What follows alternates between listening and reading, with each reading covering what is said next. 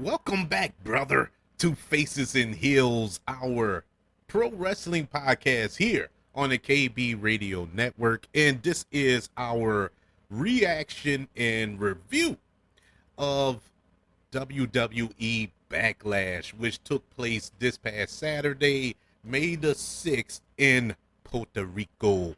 An interesting match card, to say the least. This had the remnants of a house show. It felt like a house show type of card. Let's go down the card.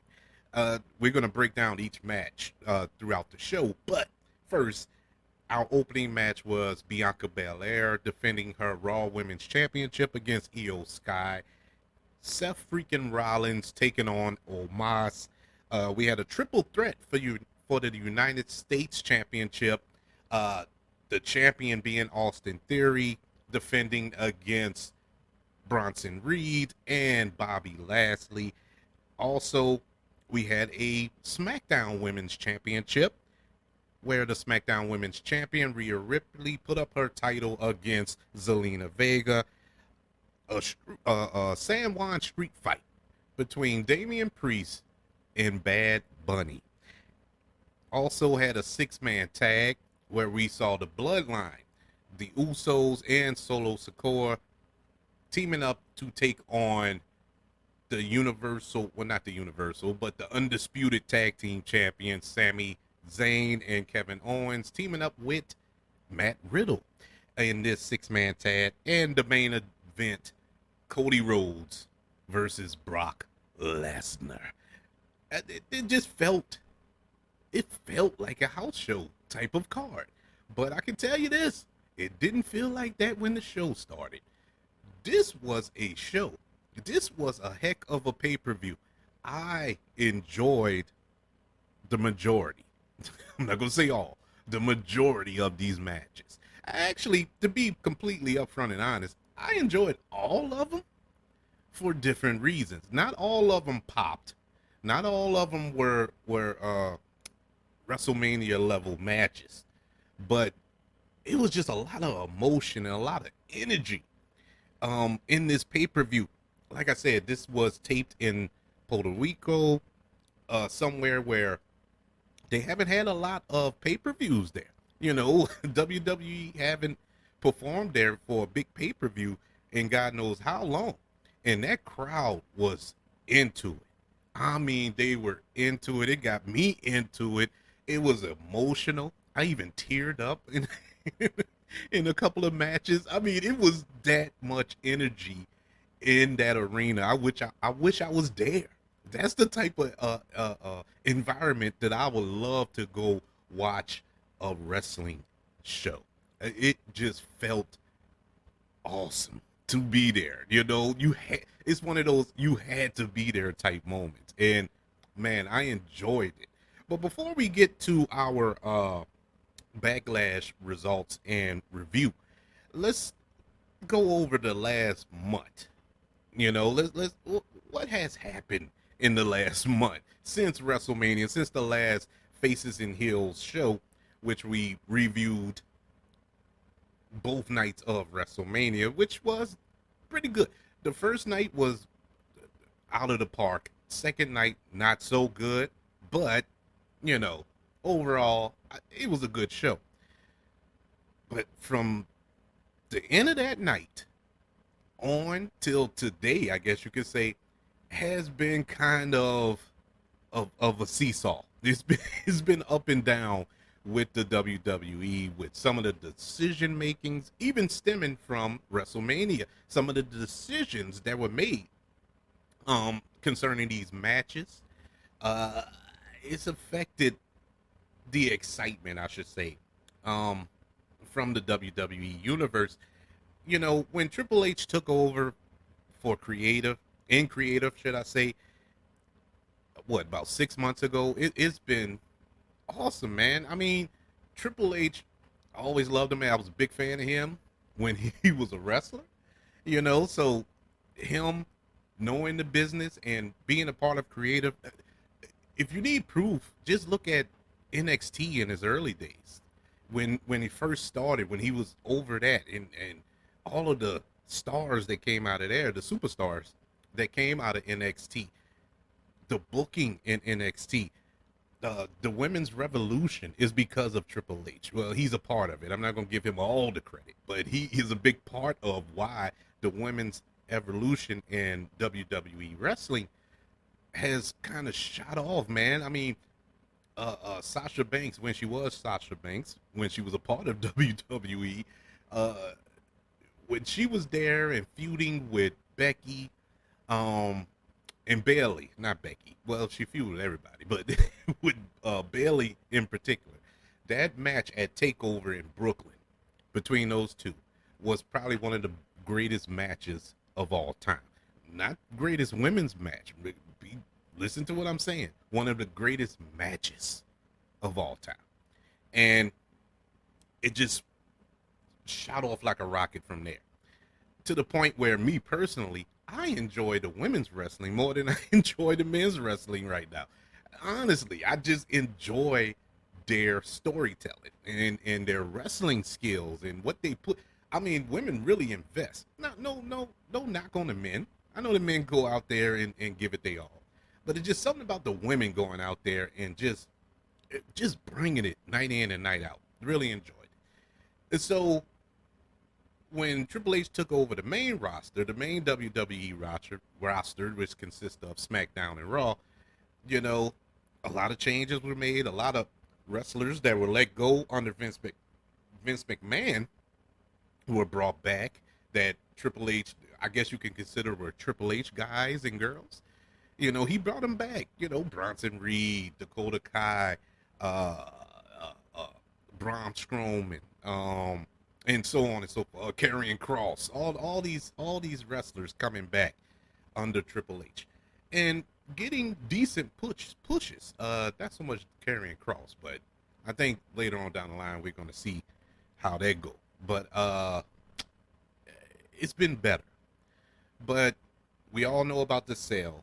We all know that WWE was sold to Endeavor, which is the parent company of UFC, and in turn brought back Vince McMahon. Vince McMahon, well, he was back before then, but now he has a more active role, I guess you can say. Not so much in creative, but he does have his little nuggets that he throw in there, and you can tell when there's a Vince McMahon move when you watch Raw or SmackDown lately.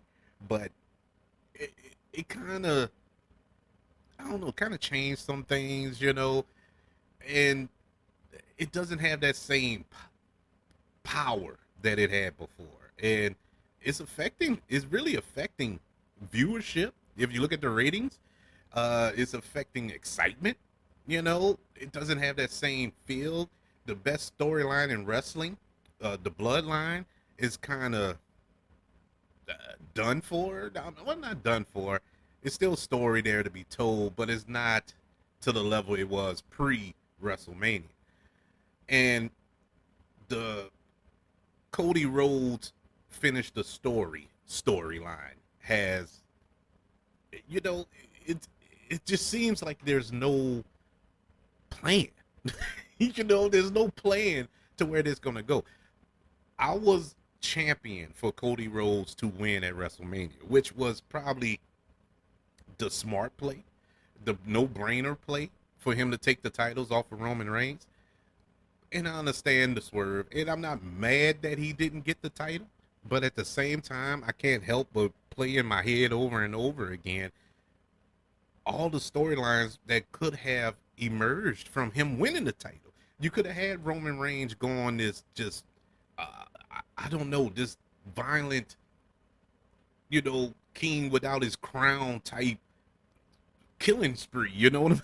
You know, just demolishing the roster until he got his titles back. You know, him blaming the Usos or Solo for this and causing rips between the bloodline, and, you know, Cody going up against, say, Seth Rollins again, or, you know, and Roman Reigns just destroying everybody's chance to win the title off of Cody because he wants to be the one to take it off of Cody. It's just a lot of story that could have been told after Cody Rhodes had won the Universal Championship. But it is what it is.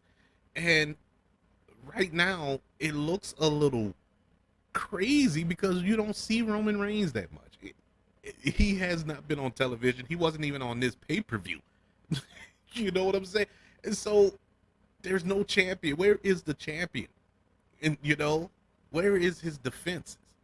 I know they want him to break the record. Want him to hold the title for 1,000 days or whatever the case may be. That's all fine and good, but it just doesn't feel right.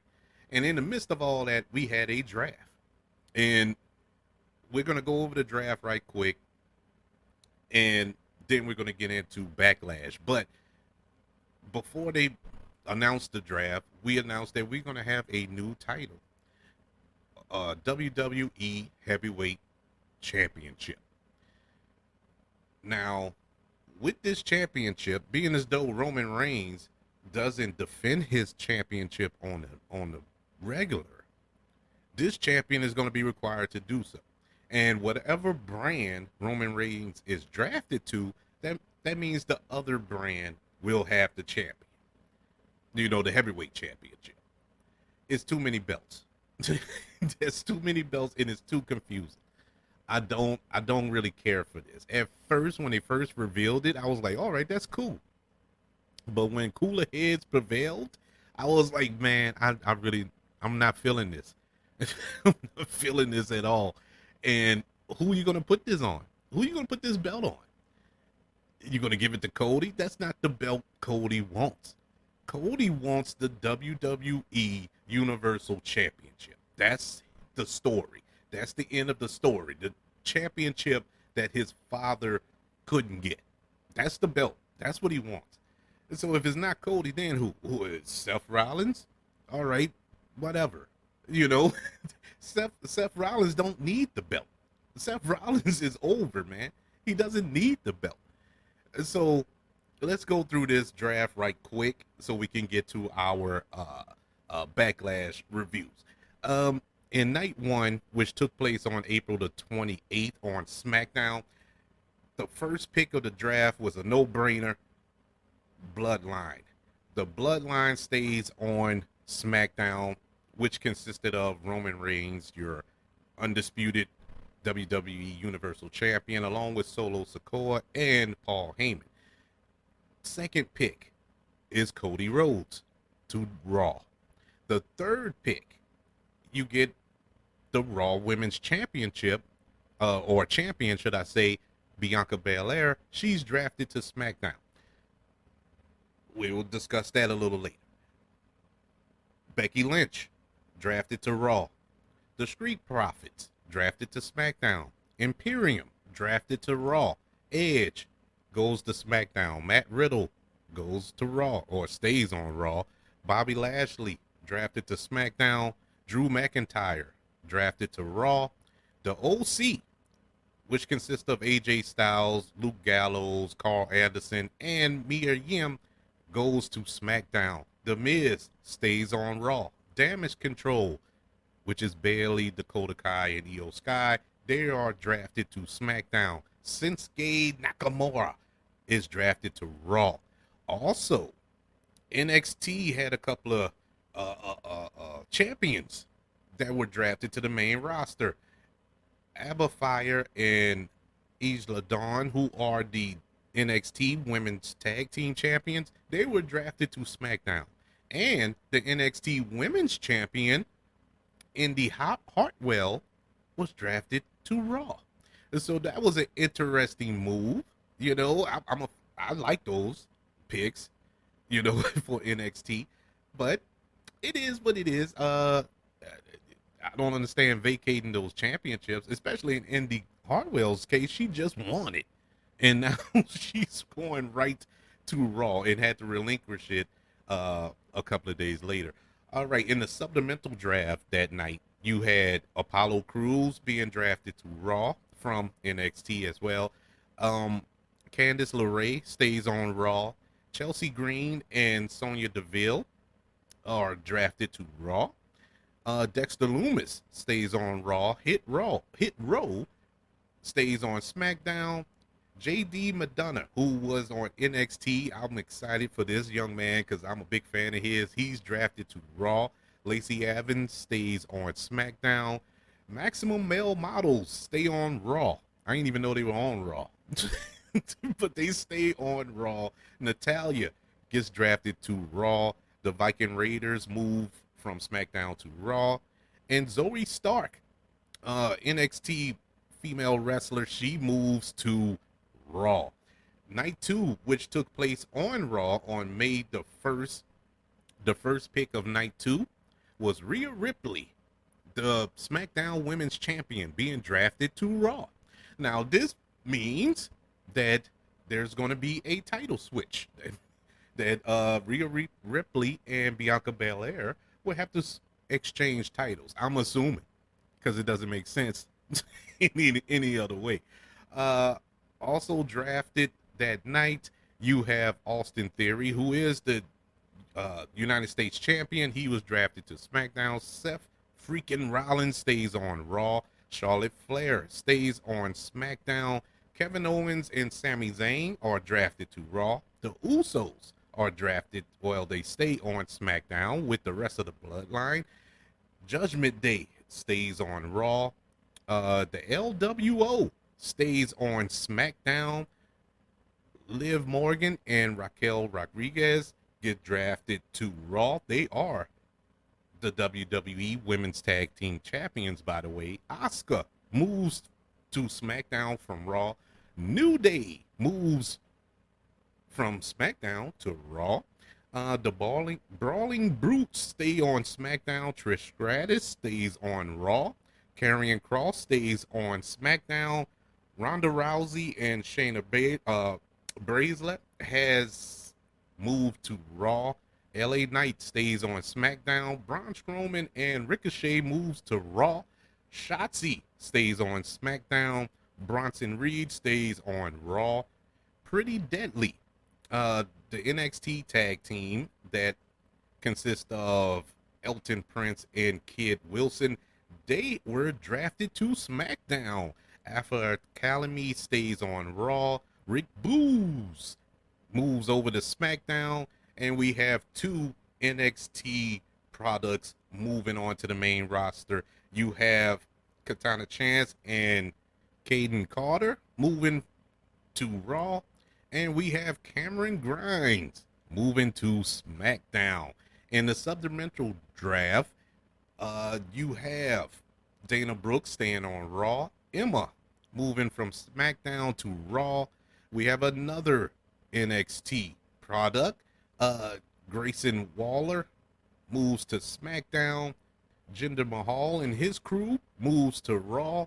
Johnny Wrestling stays on Raw. Nikki Cross stays on Raw. Another NXT product, Odyssey Jones, moves to Raw. Pepper Niven stays on Raw. Riddick Moss moves to Raw. Tegan Knox moves to Raw. And Zara Lee moves to Raw. They have free agents, and these free agents are, I guess, free to move anywhere they want to go, and that is Baron Corbin, Brock Lesnar, The Hurt Business, Dolph Ziggler, Elias, Mustafa Ali, Omos, Von Wilder, and others who weren't included in the draft due to injuries or being inactive at the time. You have Alexa Bliss. She's inactive due to skin cancer treatment. Aaliyah, if for unknown reasons, she's been inactive. Big E has been inactive due to a neck injury. Bray Wyatt and Uncle Howdy. That's been the biggest question mark forever. Wyatt has been inactive due to an illness, and Uncle Howdy has been inactive due to the absence of Bray Wyatt. So, whatever. Carmella, she announced just a few days ago that she is pregnant. So, congratulations to Carmella and what's the man? Cody. I forgot his name, the commentator, but they're married, and she is inactive due to maternity leave. Uh, Gabe Stevenson, he's inactive due to training for the 24 Olympics. Also, you have Logan Paul. He's on a part-time contract, so he's a free agent. You have R-Truth. He has a torn quad. Randy Orton, he has a back injury. Robert Roode, he has a neck in. He just had neck surgery actually. And Tommaso Ciampa, who has been out for, whew, it's been a while since we seen Ciampa. Yeah, he had a hip injury. I believe he had surgery as well. And so those are your superstars who were drafted or undrafted or free agents at the time. And it, when Triple H announced this draft, he was like, okay, this is gonna change everything. You know, is a lot of, uh, uh, uh, uh, I don't know, I forgot how he put it, but it was something to the effect of the world like you know it is about to change or something, you know. But a lot of these stars stayed where they were, you know, and a lot of storylines look like it's going to continue because okay, you moved such and such to Raw, but you moved their rival to Raw too, so there's not going to be any fresh rivals or storylines there. At least I don't think. And so I don't know. I it's just confusing to me, but I'm gonna give it a chance. I'm gonna see what comes of it. And so those are the new moves that will take effect this Monday night on Raw, May the 8th. We get the new revamped roster of both of these brands. So we'll see how this goes. But before we get to Monday night, we had a pay-per-view this past Saturday, May the 6th, and it was Backlash. And Backlash used to symbolize the fallout or the aftermath of WrestleMania. We get the kind of a continuation of some storylines that weren't quite wrapped up after WrestleMania, because WrestleMania usually signifies the end of a storyline. At least it used to in the past.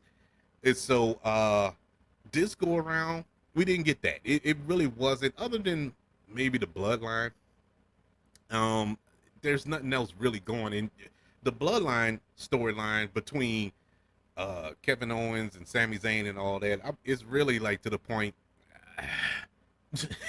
You know, it's not it, like I was saying earlier. It just doesn't have that same pop. So let's go through all 7 matches of the night and let's see where this heads. Let's see whether we enjoyed it or not, or was it worth our time. First match of the night, opening match of Backlash, we get the Raw Women's Championship match between Bianca Belair, the champion, going up against Io Sky.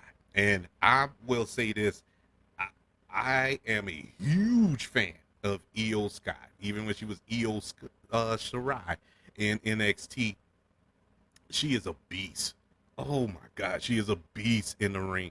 Empress of the Sky does not do it justice. And she is amazing when it comes to performing in that ring. And I was one of the ones who were kind of scratching their head at SummerSlam when she teamed up with Bayley and Dakota Kai to form Damage Control. And not because I don't know how to put it, but it just seemed like an odd pairing. You know, those three, nothing can be further from one another than those three. You know what I'm saying? And it has not worked for me. Damage Control has not worked at all. It hasn't benefited anyone in that group. And this is with Dakota Kai and Io winning the women's tag team championships. It still didn't benefit them. It still looks like it's holding them back being together. I guess it's really time to break them up. And I think after this match, we're about to see the disbandment of Damage Control, because I think that Io is going to be upset at Bayley for costing her this match, because Io Sky brought it to Bianca Belair. This was an incredible match. It is main event level good. That's how good this match was. And Puerto Rico felt the same. Puerto Rico was so behind Io Sky. Now, mind you, Io Sky is the heel. Bianca Belair is the babyface. It was full on Io. I mean, they cheered for every move. They cheered when she came out. It was full on Io, and rightfully so. But I think Bianca Belair held it together, despite the fact that she wasn't getting the pops. But she still managed to get the pop when she did the one-armed hold over the head with Io, which was awesome because she sold the arm perfectly. It was all just perfectly executed. This match was produced by Tyson Kidd, and I can say Tyson, all his matches that he produced have been excellent. I love his matches that he puts together for these young ladies, because he mainly works with the female wrestlers. And what a match! What a match! I was upset when Dakota Kai and Bayley came out, because they ruined a good match, a straight up match, you know, and it cost Io Sky, where we saw Bianca Belair come out victorious and retains her Raw Women's Championship for now, because she's on SmackDown. So, but she did retain, and it was awesome. I give this match, out of 5 stars, it gets 4. It is one of the best matches of the night. I mean, flawless. It was a flawless match. Flawless. Other than a little faux pas with Damage Control at the end, everything else, it knocked it out the park. Great match, 4 stars. Match number 2 of the night, we have Seth freaking Rollins taking on Omos with MVP in the corner. This match was produced by Adam Pearce, and I didn't know what to make of this match. This was one of those I looked at when they announced it, like, really? Like, really? Seth Rollins and Omos? I don't see this one being good. This was one of those, okay, this is where my bathroom break come in, but it was so early, you know, I didn't want to waste it then, so I sat there and waited for this match. And man, it was a good match. This match went on for 10 minutes, and I thought it was going to be kind of a squash, but no, this actually told a story in the ring. This was really good. Omos looked good. Of course, this is why I love Seth Rollins. Seth Rollins makes everybody look good. He is that great of a performer. I don't think he gets the credit he deserves. He makes everybody look amazing in the ring. I don't care who it is. And he sold what he needed to sell. He had Omos looking vulnerable at times and strong at times, and it was just perfect. It was really perfect the way this was executed. It couldn't have been done any better in a David versus Goliath type match. And at the end of the day, I was pleased with it. Seth freaking Rollins defeats Omos via pinfall after two curb stomps and one off of the top rope. That's what it took to beat Omos. And good job, man. I think this was once again, one of the better matches of the night. And I give this match 3.5 stars. It was a awesome match, very entertaining. Very much pleased with the match and the outcome. So, good job on both of these gentlemen. Moving on to our triple threat match for the WWE United States Championship, where we have the United States Champion Austin Theory defending his title against Bobby Lashley and Bronson Reed. another match that I looked at and I said, okay, this could be a bathroom break, and it was it was, even though it was a decent match. This match was produced by Abyss, and it was what it was. You know, you had two behemoths in Bobby Lashley and Bronson Reed, and you had them just big sweaty meat men slapping meat, you know, and you in the middle of that you got Austin Theory being his slick self, and uh, it was all right. This wasn't a barn burner by no stretch of the imagination. I think the one who came out the strongest out of this match is probably Bronson Reed, even though he lost. Um, he looked, he got more offense off, if that makes any sense, than any of the other participants in this match. You know, Bobby Lashley, he has a limited move set, so he's not gonna do too much. I'm pretty sure you've seen it. If you've seen any of his matches, you know what all his sets consist of, and it works. You know, I'm not knocking him. I mean, John Cena is a Hall of Famer, and he only has 5 moves. He only has 5 moves, but he manages to entertain everybody with those 5 moves. Bobby Lashley at least has 7 or 8. I'll give him that. I'll give him that. But Austin Theory is he is the perfect heel, teaming up with Bronson Reed to kind of double team Bobby Lashley until Bronson Reed got tired of it and started beating him down. It was nice. It was a nice match. Like I said, it was what it was.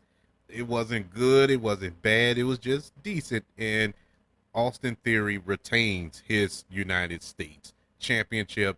And I think it's good. We need to have him with a nice run.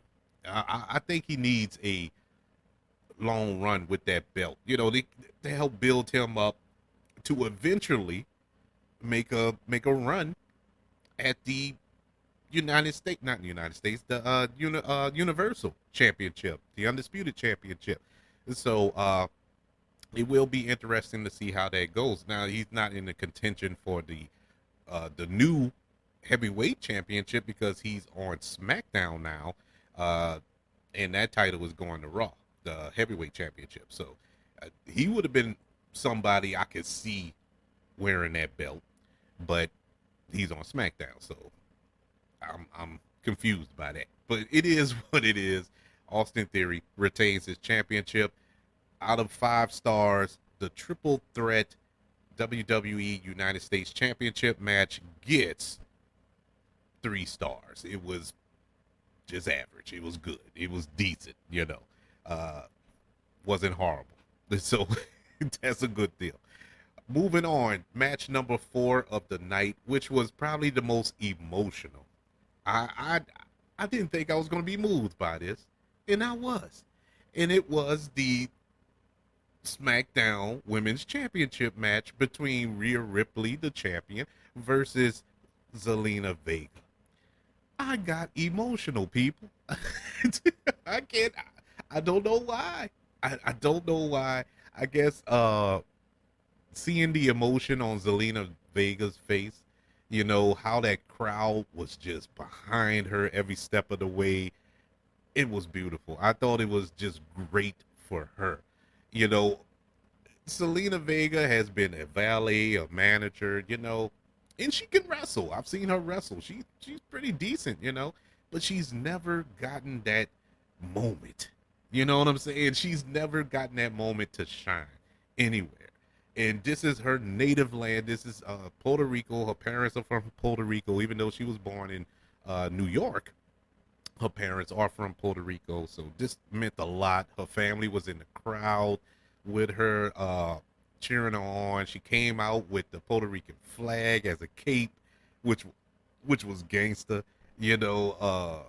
But she was fighting Rhea Ripley, and nobody in their right mind, nobody gave Zelina Vega a chance. I mean, we knew, everybody knew that she was not going to win this match. She knew that. But it wasn't about that. It really wasn't. And when they announced her, and the crowd just popped, and the emotion on her face, she really did try to keep it professional, but she just couldn't, man. It just balled over. It was like, I'm getting goosebumps thinking about it. I mean, just imagine being in front of your people, you know what I'm saying, your family, your friends, you know, for the first time, and fighting for the championship, whether you were going to win or lose or not. It was great. It was a great moment. I'm so happy for her. And dare I say, put on a pretty decent match. This match um did not go long. This was one of the shortest matches of the night, only 7 minutes long, but it really, really entertained. Uh Rhea Ripley was selling. Kudos, hats go off to her for giving Zelina Vega this. You know what I'm saying? Because this could have been a squash. Let's not let's not kid ourselves. Rhea Ripley on any normal day would demolish Zelina Vega. You know, but Zelina Vega got her moments to shine. She got some offense in, and actually, some of those near falls, you was actually like, wait, are they going to put the scrap on? You know what I'm saying? I mean, it was close. There was some good near falls until Rhea Ripley woke up and said, you know what? That's it. You done had enough. Let me get out of here, and hit her with the Riptide 1, 2, 3. But yet and still, it was nice. And left Zelina Vega in the ring. That is the ultimate sign of respect. Left her in the ring so she can continue to have her moment. Beautifully done. Rhea Ripley retains the SmackDown Women's Championship, which we all know will probably be switched out with Bianca Belair, being as though both of them are on different brands now, so they will have to switch out championships. I'm assuming it's going to happen Monday night on Raw. We'll see. But this match, the SmackDown Women's Championship match between Rhea Ripley and Zelina Vega, gets 3.5 stars. I thought it was awesome. I really did. I enjoyed it emotionally. It was just top notch. Great match. Really proud of both of those young ladies for putting on that show. All right, we move on to what should have been the main event. This is where I kind of scratch my head with Triple H or whoever made this decision that this came on number 5. This was the 5th match of the night and not the main event, because this should have been the main event. We had, in a San Juan street fight, Damian Priest taking on Bad Bunny. And that's not just some made up wrestler. That is actually Grammy Award winning artist Bad Bunny. Oh, bro, this was awesome. This was an awesome, awesome match. Match of the night. Match of the night. Should have went on last. I thought, stemming back to what that was, 2 years ago, 3 years ago, when Bad Bunny was at WrestleMania and he teamed up with Damian Priest. And they took on The Miz, and I think it was John Morrison, I believe. And Bad Bunny impressed everybody, man. Bad Bunny put on a clinic out there. You're like, man, he's taking it seriously. You know, when celebrities come and wrestle, you could tell that they're just there. You know, sometimes, you know, they have step with it, you know, try not to get hurt, don't really take it too seriously. But as of late, whenever you see a celebrity, especially in WWE, they really take it seriously. Logan Paul. Logan Paul is a beast in the ring. You know, I think Logan Paul has had, 3 matches? And he's delivered on all 3. Amazing. You know, and Bad Bunny, he really, really dedicates himself to these matches. And this was a street fight, and they didn't hold anything back. Bad Bunny was getting hit with chairs, garbage cans. He took a Falcon Arrow through a table or through whatever it was, onto the floor, and it was just getting hit with kendo sticks and all this. It was brutal. It was a very brutal match, and he really came with it. Now, this wasn't his best performance. He was better in that WrestleMania match, to be completely fair and honest. It seemed like he was a bit slow on some of the moves, but I think it was nerves. I think it was nerves because it was in Puerto Rico, and it was a lot going on. Because that pop he got when he came out, boy, I haven't heard a pop like that in a long, long time. To have the crowd just singing your song and just with you I mean, it was loud. And for Judgment Day to come out, and when Judgment Day came out, you knew we were going to get some surprises. I thought LWO was going to come out, but I was wrong. I was wrong.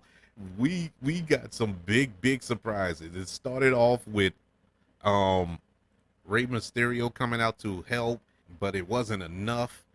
And then we hear that music. We hear Carlito, man. I haven't seen Carlito, and Carlito has gotten big. That dude has put on some muscle from the last time I remember seeing him in WWE. And he pulled out the apple. I'm like, oh my God, boy, they doing this, because, of course, Carlito, he's Puerto Rican. And so he comes out, and then we have a legend come out, Solvigo Vega, and this was his first time back in I don't know, about 5-6 years. Haven't seen him. He put on a show, and it was just great. Then the rest of the LWO came out, Santo Escobar and the rest. It was just full on Puerto Rican pride. You know what I'm saying? It was great to see that, man.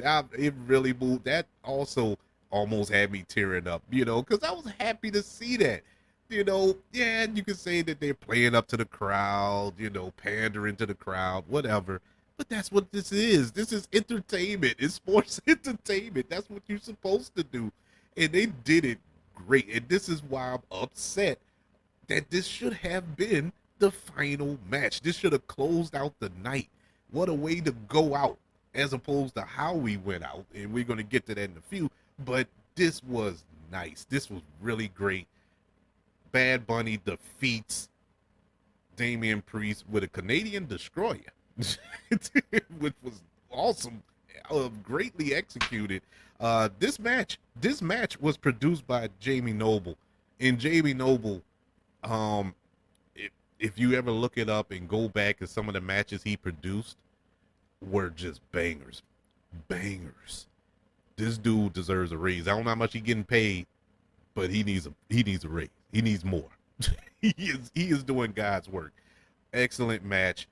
San Juan street fight between Bad Bunny and Damian Damian Priest gets 4.5 stars. It was amazing. It was an amazing match. Perfect entertainment. Perfect show. Or match for this show, should I say. Should have been the main event. That's my only thing. It should have been the main event. All right. Our second to last match of the night is the 6-man tag team match, where we saw the Bloodline, which consisted of Solo Sikoa, Jay and Jimmy Uso, the Usos, going up against Matt Riddle and the WWE tag team champions, Kevin Owens and Sami Zayn. This is kind of a letdown.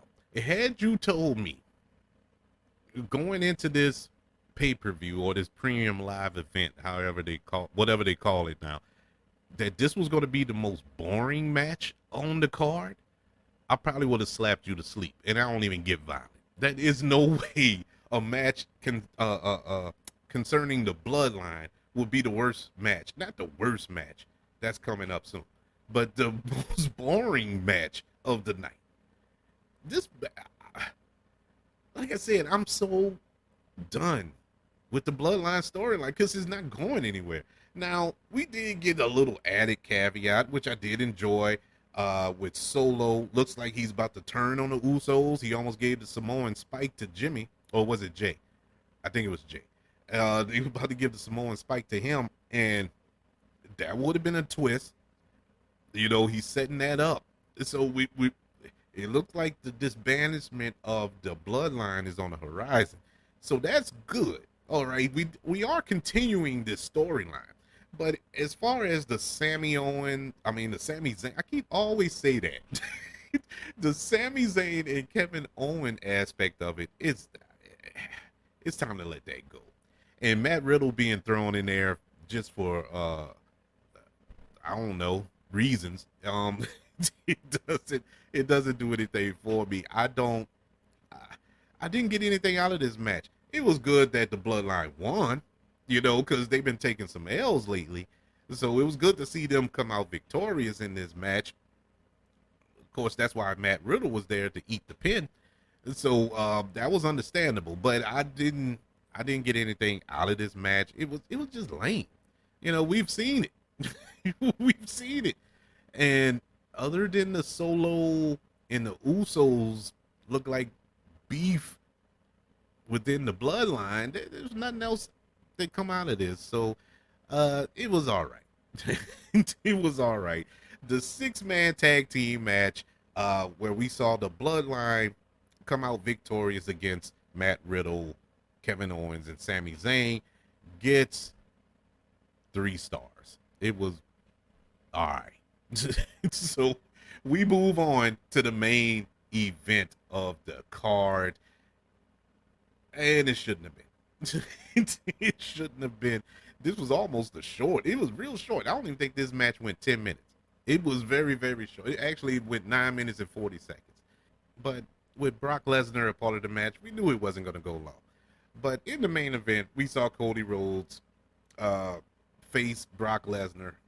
And before the match could begin, Cody Rhodes attacked Lesnar at ringside and, you know, hit him with a steel chair, hit him with the steps, part of the ring, not the ring, but part of the announce table. I mean, he was just beating him with all type of stuff. And that's before the bell even rung. And so finally they get into the ring. They ring the bell and the match officially starts. And at that point, Lesnar hits Cody Rhodes with about 20 German suplexes. It was brutal.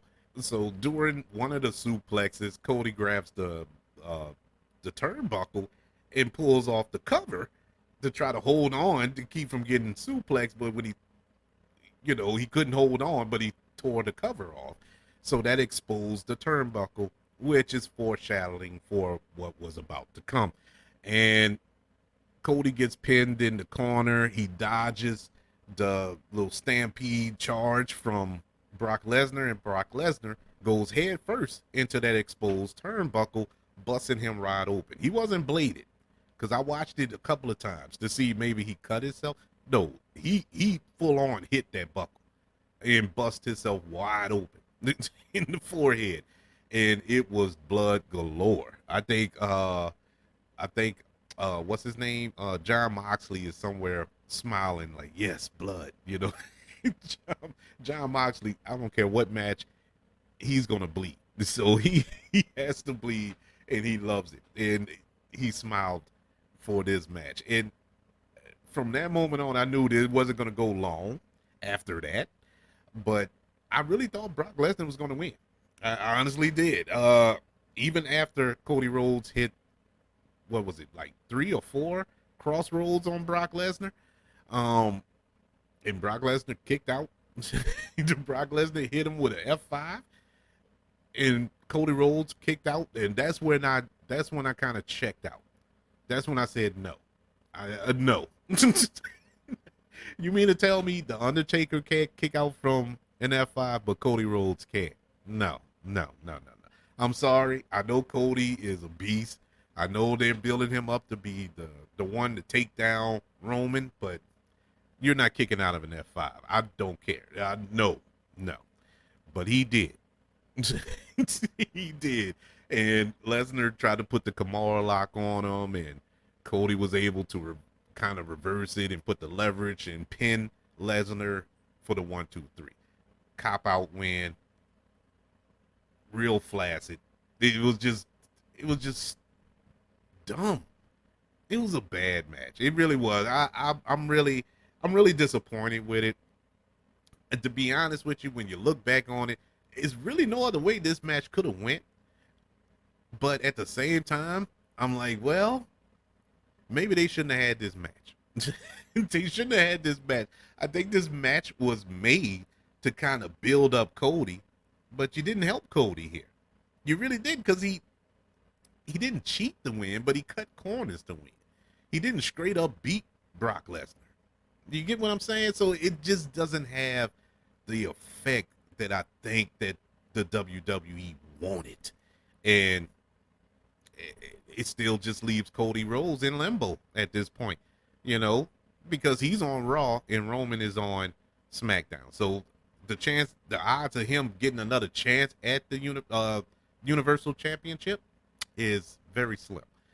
So I don't see what benefit comes out of this, unless they extend this feud with Brock Lesnar. But for what? For what? There's no title on the line. There's nothing here. It's not even a contendership on the line. It ain't like, oh, if you beat Brock, you can get another shot at the title. No, it's just a match. It's a grudge match. And so there's nothing to come out of this at all. The match between Cody Rhodes and Brock Lesnar gets 2.5 stars. I'm very, very let down with that. And it was the worst match of the night. Even though it wasn't boring. It wasn't boring. But it was just whatever. You know? It was whatever. And then the ending was like, you know, whatever. But overall, it was a good show. It was a great show, dare I say. It just out of order. It was out of order. And the only thing I would change, I will put the street fight as the main event. That should have closed the night. And it probably would have took the sting out of that Cody Rhodes Brock Lesnar match. But it is what it is. This is what we got. No point crying over spilled milk. I think it was a great show. I do. I think it was a very, very good show. I'm going to stop saying great, because it wasn't great. That main event did not, it's not great with that. But overall, it was pretty awesome. And so that was Backlash, everybody. That's the state of the WWE right now. We're officially moving into a new era with this draft. Let's see what ideas they have popping up now. Who's going to challenge? Who's the new challenger for the WWE Universal Championship? Let's see now who's next in line. I've read somewhere that Karrion Kross is next on the list, which is crazy because he was just feuding with Shinsuke Nakamura, but since Shinsuke Nakamura got drafted to Raw, so I guess that's the end of that. That's the end of that feud. Who else is on SmackDown right now? I don't know. Who else is on SmackDown that could challenge Roman Reigns for the title? Austin Theory? You know, one of the LWOs. I don't know, man. The Brawling Brutes. Somebody from the Brawling Brutes. LA Knight. I like to see LA Knight. Actually, I would like to see LA Knight on Raw and challenge for the World Heavyweight Championship. That would have been a nice little swerve, you know, put him on there. But whatever. Edge is on SmackDown now, so I guess he'll be the most logical choice, or Bobby Lashley. But we've seen all that. Honestly, we've seen everything. We've seen it all. Roman Reigns has vanquished everybody. There's nothing new. There is absolutely nothing new. But, hey, we'll see. May shock me, may surprise me. We'll see how this all turns out. I got faith in Triple H. You know, I got faith in him. He got me liking Judgment Day. Because when Vince was in charge, and Judgment Day was horrible. But so when Triple H took over, Judgment Day got monumentally better. But at the same time, Damage Control did absolutely nothing. Tegan Knox did absolutely nothing. Johnny Wrestling has done absolutely nothing. So there are, for every example of good Triple H has done, there is another example of what are you thinking? So I don't know, but we'll see. We'll see moving forward, all starting this Monday night, May the 8th on Raw. So that is Backlash, everybody. I would like to know, did you enjoy Backlash? I thought it was a very good show. Very, very good show.